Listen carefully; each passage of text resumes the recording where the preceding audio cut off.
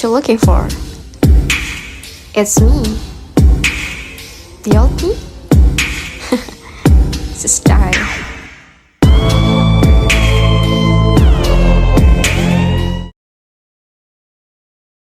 Assalamualaikum warahmatullahi wabarakatuh. Salam Om Swastiastu, nama budaya, salam kebajikan. Perkenalkan, saya Ahmad Saputra Lubis, Fakultas Hukum Universitas Surya Kencana, semester 3A, Fakultas Hukum Universitas Surya Kencana. Dalam pertemuan ini saya akan mereview mengenai materi hukum pidana lanjutan. Dalam pembahasan ini saya akan menjelaskan atau mereview kembali mengenai tentang pengulangan tindak pidana.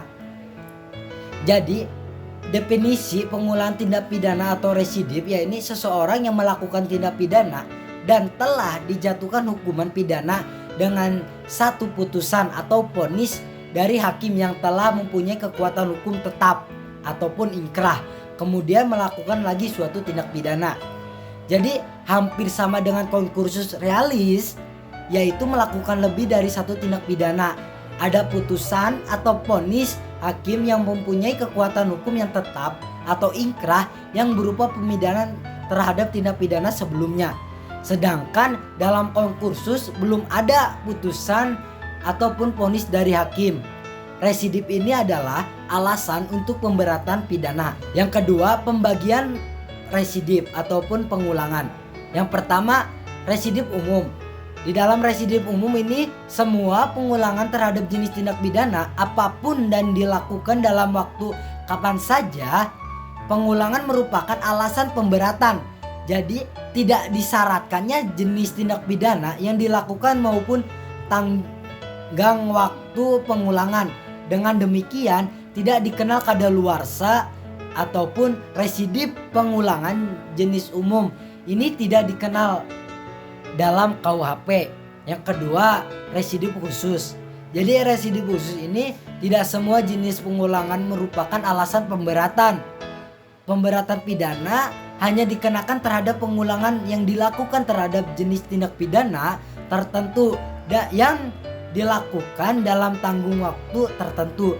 Jenis residip inilah yang dikenal KUHP. Nah, residip menurut KUHP, pengulangan tidak diatur secara umum dalam buku 1 KUHP tentang ketentuan umum. Tertentu diatur dalam buku 2 dan buku 3 KUHP. Selain itu, KUHP juga mensyaratkan tenggang waktu pengulangan tindak pidana tertentu. Pengulangan tindak pidana tertentu demikian menganut sistem residip khusus, yang mana artinya pemberatan pidana hanya dikenakan pada pengulangan jenis tindak pidana tertentu. Jadi artinya pemberatan pidana hanya dikenakan pada pengulangan jenis-jenis tindak pidana tertentu saja dan dilakukan pada tenggang waktu tertentu. Nah, residip untuk tindak pidana dapat berlaku untuk kejahatan maupun untuk pelanggaran, yaitu yang pertama residip kejahatan. Yang dimaksud residip kejahatan yang mana dengan dianutnya residip khusus, maka residip kejahatan menurut KUHP adalah kejahatan-kejahatan tertentu yang dibedakan dalam residip kejahatan-kejahatan tertentu sejenis itu diatur secara tersebar dalam buku 2 KUHP. Dalam residip kejahatan sejenis hanya ada 11 jenis kejahatan yang merupakan alasan pemberatan pidana. Adapun syarat-syarat residip. Yang pertama, kejahatan yang diulang harus sama atau sejenis dengan kejahatan terdahulu. Yang kedua, antara kejahatan terdahulu dan kejahatan yang diulangi harus sudah ada apanya keputusan hakim yang berupa pemidanaan yang mempunyai kekuatan hukum yang pasti dan tetap. Yang ketiga, pelaku kejahatan dalam menjalankan kejahatannya harus merupakan pencarian khusus untuk pasal-pasal tertentu. Yang keempat, pengulangan dilakukan dalam tenggang waktu tertentu yang disebut dalam pasal-pasal 2 tahun sejak adanya keputusan hakim yang pasti atau inkrah. Yang kedua, 5 tahun sejak adanya keputusan hakim yang tetap. Nah, di sini tidak mungkin juga adanya residip itu apabila yang pertama, keputusan hakim tidak berupa pemindanaan. Yang kedua, keputusan atau vonis hakim masih dapat berubah. Ini belum inkrah. Yang ketiga, keputusan hakim yang berupa penetapan. Itu basicking. Misalnya keputusan yang menyatakan tidak berwenangnya hakim untuk memeriksa perkara tersebut. Ataupun keputusan tentang tidak diterimanya tuntutan jaksa karena terdakwa tidak melakukan kesalahan. Yang selanjutnya itu tidak diterimanya perkara karena penuntutnya sudah daluarsa. Baik, pembahasan selanjutnya, residip pelanggaran. Residip pelanggaran diatur dalam buku 3 KUHP, yaitu ada 14 jenis pelanggaran yang merupakan alasan pemberatan. Yang pertama, pasal 489 tentang kenakalan terhadap orang atau barang. Yang kedua, pasal 492 tentang mabuk di muka umum. Itu karena mengganggu ketertiban dan keamanan orang lain. Yang ketiga, pasal 495 tentang memasang penangkapan atau alat untuk membunuh binatang buas tanpa izin. Yang keempat, pasal 501 tentang menjual makanan atau minuman yang dipalsukan, busuk atau berasal dari ternak sakit atau mati.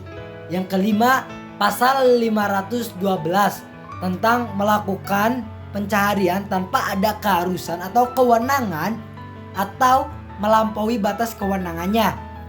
Yang keenam, pasal 516 itu mengusahakan tempat bermalam tanpa suatu register atau catatan tamu atau tidak menunjukkan registrasi tersebut kepada pejabat yang memintanya. Yang ketujuh, pasal 517 yakni membeli dan sebagainya barang-barang anggota militer tanpa izin.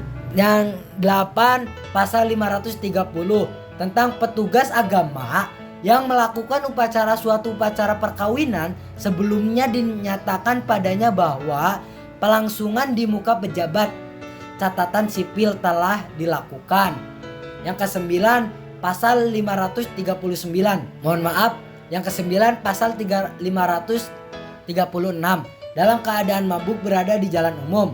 Yang ke-10 pasal 540 memperkerjakan hewan melebihi kekuatan dan atau menyakitinya dan lain sebagainya. Baik, di sini syarat-syarat residip pelanggaran. Pertama, ada beberapa syarat-syarat residip pelanggaran. Yang pertama itu pelanggaran yang dilakukan harus sama atau sejenis nih dengan pelanggaran terdahulu. Yang kedua, ingat, harus ada putusan hakim berupa pemidanaan yang telah mempunyai kekuatan hukum tetap muka pelanggaran yang terdahulu. Yang ketiga, tenggang waktu pengulangannya belum lewat 1 atau 2 tahun sejak adanya putusan pemidanaan yang telah mempunyai kekuatan hukum yang tetap. Jadi nih, residip juga di luar KUHP kita bahas. Di sini ya, residip di luar KUHP itu yang pertama, residip kesehatan terhadap dalam beberapa tindak pidana khusus seperti narkotika dan lain sebagainya. Untuk pengulangannya yaitu umumnya mendapat pemberatan apabila satu, saksi pidananya berupa pidana penjara. Yang kedua, untuk saksi pidananya yang berupa denda. Dan residip pelanggaran di luar KUHP itu terdapat dalam Undang-Undang Nomor 14 Tahun 1992 dan lain sebagainya dengan ketentuan pemberatan, yaitu yang pertama, tenggang waktu pengulangan beragam, yaitu ada yang 1 tahun, ada pula yang 2 tahun. Yang kedua, untuk pemberatannya ada yang ditambah separuh atau sepertiga dan ada yang dilipat gandakan menjadi 2. Cukup sekian pembahasan saya mengenai residip. Billahi taufik wal hidayah. Wassalamualaikum warahmatullahi wabarakatuh.